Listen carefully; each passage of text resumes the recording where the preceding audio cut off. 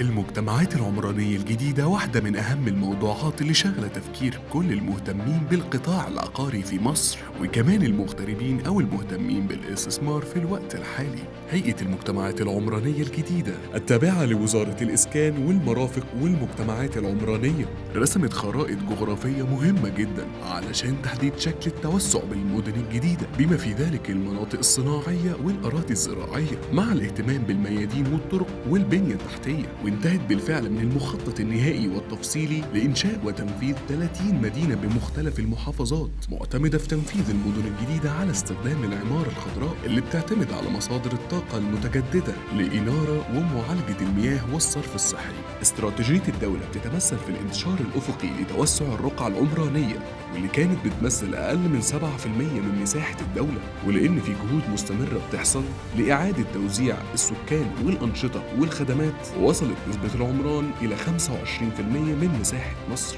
علشان كده الدولة بذلت أقصى جهد خلال السنوات اللي فاتت لتشييد المدن الجديدة والتركيز بالأخص على مدن الجيل الرابع اللي بدورها بتكمل التطوير اللي بيحصل للخريطة العمرانية في مصر لتحسين جودة الحياة وإتاحة سكن لكل المصريين، ولتقليل الضغط على مراكز العمرانية والمدن القائمة، والحل مشاكل انخفاض مستوى المرافق وتهالك البنية الأساسية، وكمان حماية الأراضي الزراعية من التآكل بسبب الزحف العمراني.